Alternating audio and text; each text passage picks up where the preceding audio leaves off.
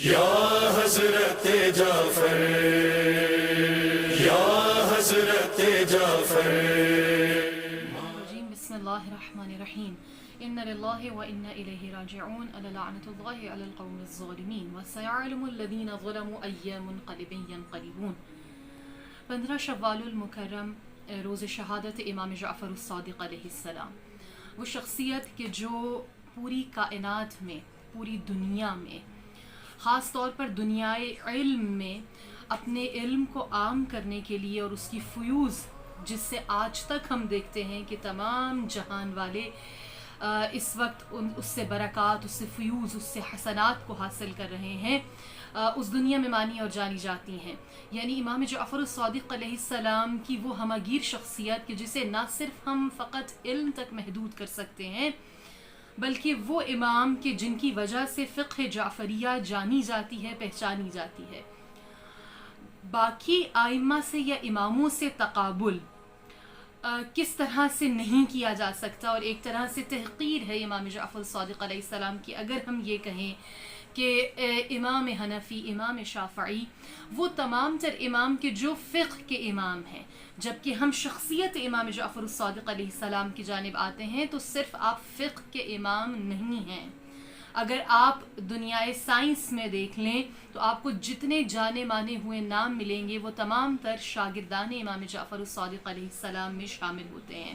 اگر آپ تفسیر کی جانب آتے ہیں تو امام فخر الدین رازی کے جنہیں امام کہہ کر پکارا گیا، مگر وہ فقط تفسیر قرآن تک محدود ہے ان کا علم،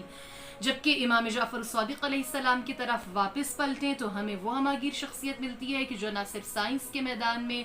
فقہ میں، علوم میں، چاہے وہ تفسیر کے ہوں، چاہے وہ دینی ہوں، چاہے وہ دنیاوی ہوں، یہاں تک کہ مغرب سے لے کر مشرق تک، عرش سے لے کر فرش تک تمام علوم اگر آپ ان کو اکٹھا کریں، اگر آپ چاہے وہ تاریخ ہے، چاہے وہ فقہ ہے، چاہے جغرافیہ ہے، چاہے وہ سائنس ہے،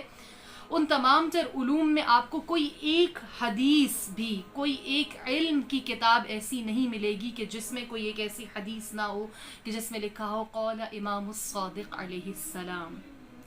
اس بات سے ہی ہم امام کے علم کا احاطہ کر سکتے ہیں اور جان سکتے ہیں، بے شک کہ ان کی شخصیت اتنی معرفت نہیں رکھتے کہ ان کی کلی معرفت کو امام کی شخصیت کو حاصل کر پائیں۔ وہ امام، ان کے علم کا یہ کیا کہنا۔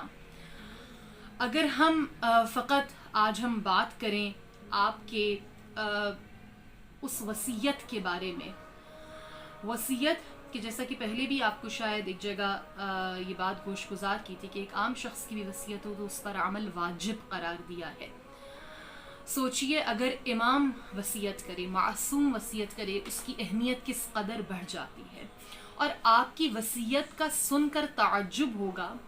جس طرح سے امام علی علیہ السلام کی وصیت کو ہم دیکھتے ہیں، ایک وصیت کہ جس میں امام نے معاملات پر بہت زیادہ تاکید کی ہے، وصیت کی ہے اپنے چاہنے والوں کو اور تمام مسلمانان جہان کو۔ بالکل اسی طرح سے دو معاملات ایسے ہیں کہ جو ہم امام جعفر الصادق علیہ السلام کی وصیت میں دیکھتے ہیں۔ ابو بصیر روایت کرتا ہے کہ میں مدینے آیا، مجھے امام کی شہادت کی خبر معلوم ہوئی تو میں نے ام حمید کے پاس میں گیا اور میں نے ان کی بارگاہ میں تعزیت اور تسلیت عرض کی۔ وہ بہت زیادہ رونے لگی، ان کا گریہ دیکھ کر میں بھی گریہ کناں ہوا۔ انہوں نے کہا کہ اے ابو بصیر، اے ابو محمد، اگر تم اس وقت مدینے میں موجود ہوتے کہ جب امام کا وقت احتضار تھا تو تم اس سچویشن کو، ان حالات کو دیکھ کر بہت زیادہ متعجب ہوتے، بہت زیادہ متحیر ہوتے۔ ابو بصیر نے کہا کہ وہ حالات کیا تھے؟ آپ کی شہادت کے احوال کو بیان کرنے کے بعد جب آپ حالت احتضار پر آتی ہیں تو کہتی ہیں اے ابو بصیر، حالت احتضار میں ایک عجب وصیت تھی کہ جو ابا عبداللہ جعفر الصادق علیہ السلام نے کی۔ ابو بصیر نے کہا کہ وہ کیا وصیت؟ کہا کہ آپ نے ایک مرتبہ بلایا کہ جتنے میرے اقربا ہیں، میرے قریبی لوگ ہیں، رشتہ دار ہیں، ان کو بلایا جائے۔ گھر کے تمام قریبی لوگوں کو بلا لیا گیا اور آپ نے یہ جملہ عرض کیا، آپ نے کہا کہ وہ شخص کہ جو نماز کو سبک جانتا ہے، اس کا استخفاف کرتا ہے، اسے ہم ائمہ کی شفاعت نصیب نہیں ہوگی۔ یہ جملہ عزیزان اس قدر اپنے اندر تشریح لیے ہوئے ہے اور اس قدر اہمیت لیے ہوئے ہے۔ وہ شخص کہ جو نماز کا استخفاف کرے، اس کو تخفیف جانے، یعنی اس کو سبک جانے، اس کی اہمیت کو نہ گردانے، اس کو ہماری شفاعت نصیب نہیں ہوگی۔ یہ ایک چاہنے والے کے لیے امام کے بہت بڑا پیغام لیے ہوئے ہے۔ ہم چاہتے ہیں کہ اپنے تمام تر معاملات کو، چاہے وہ دینی ہوں یا دنیاوی ہوں، وہ صحیح طور سے بہتر ہو سکیں، وہ صحیح راستے پر گامزن ہو سکیں اور تمام تر مشکلات ہماری حل ہو سکیں۔ تو بڑے سے بڑے مجتہد نے بھی یہی بتایا، اسی امام کی وصیت کی جانب اشارہ کرتے ہوئے کہ کلید ہے ہر مشکل کو حل کرنے کے لیے، مشکل کشائی کے لیے، کہ نماز کو سبک نہ جانے، نماز کو اہمیت دے، نماز کو اول وقت پر بجا لائیں۔ اور دوسری ایک وصیت امام کی کہ جو ایک عام معاملے کی جانب، معاملات کی جانب لوگوں کو ایک مرتبہ پھر متوجہ کروایا، آپ کی کنیز سالمہ کے جو بیان کرتی ہے کہ آخری وقت تھا، امام نے کہا کہ علی ابن الحسین کو 50 دینار دے دو اور فلاں شخص کو اتنے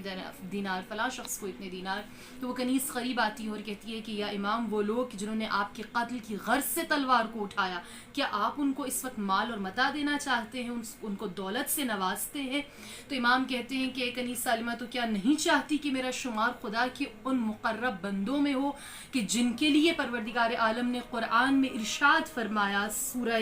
رعد کی آیت میں کہ اور وہ جوڑتے ہیں اس کو جسے اللہ نے جوڑنے کا اور ملانے کا حکم دیا ہے، اور اپنے رب سے ڈرتے ہیں اور حساب کی سختی سے خائف رہتے ہیں۔ ہاں اے سالمہ سن، اللہ نے جنت کو خلق کیا تو اس کو بہت ہی ایسا طیب اور خوشبودار بنایا کہ اس کی خوشبو 2000 سال کی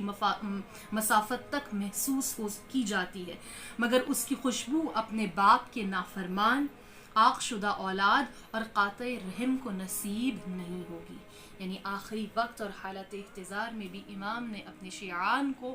اپنے معاملات کو بہتر کرنے کی وصیت کی۔ انشاءاللہ کہ خدا ہمیں توفیق دے کہ ہم اسی طرح سے امام کی راہ پر اور تعلیمات پر عمل کر سکیں جس طرح سے عمل کرنے کا حق ہے۔ جزاکم اللہ۔